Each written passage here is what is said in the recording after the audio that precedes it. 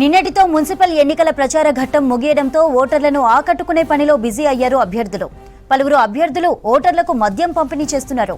ఆదిలాబాద్ పట్టణంలో ఓటర్లకు భారీగా మద్యం పంపిణీ చేశారు కొంతమంది నాయకులు. మద్యం పంపిణీ చేస్తుండగా లిక్కర్ను పట్టుకున్నారు పోలీసులు. 36 కేసులు నమోదు చేశారు. 46 మంది నిందితులను అదుపులోకి తీసుకున్నారు. 3 లక్షల విలువ చేసే మద్యం బాటిళ్లు సీజ్ చేశారు పోలీసులు.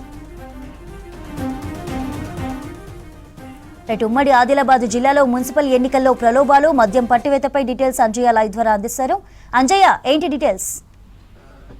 చంద్రిక, మున్సిపల్ ఎన్నికల్లో ఓటర్లను ప్రలోభాల పర్వం కొనసాగుతుంది. అందులో భాగంగా ఓటర్లకు భారీగా మద్యం పంపించేస్తున్నారు. ఉమ్మడి ఆదిలాబాద్ జిల్లాలో మున్సిపాలిటీలు 6 మున్సిపాలిటీలు ఉన్నాయి. ప్రధానంగా నిర్మల్ జిల్లాలోని ఏదైతే నిర్మల్ మున్సిపాలిటీ, అదేవిధంగా బైన్సా మున్సిపాలిటీ, ఖానాపూర్ మున్సిపాలిటీ, అదేవిధంగా ఆదిలాబాద్ మున్సిపాలిటీ, ఆసిఫాబాద్ జిల్లాలో Asifabad municipality, Kagaznagar municipality, Adilabad municipality, ఈ 6 మున్సిపాలిటీలకి ఎన్నికలు జరుగుతున్నాయి. ఈ 6 మున్సిపాలిటీల్లో విచ్చలవిడిగా ఎవరైతే ఓటర్లను ప్రలోభ పెట్టడానికి అభ్యర్థులు, అదేవిధంగా పార్టీలు విచ్చలవిడిగా మద్యాన్ని, అదేవిధంగా నగదు పంపిణీ చేస్తున్నాయి. ఏకంగా నిన్న రాత్రి పూట ఆదిలాబాద్ మున్సిపాలిటీలో 49 వార్డుల్లో ఏదైతే మద్యం పంపిణీ చేస్తుండగా పోలీసులు దాడులు నిర్వహించడం జరిగింది. ఈ దాడుల్లో ఏదైతే 36 కేసులు నమోదు చేయడం జరిగింది. అదేవిధంగా 46 మందిని నిందితుల్ని పట్టుకోవడం జరిగింది. ముఖ్యంగా 2,83,000 విలువ గల మద్యాన్ని కూడా పోలీసులు స్వాధీనం చేసుకోవడం జరిగింది. అదేవిధంగా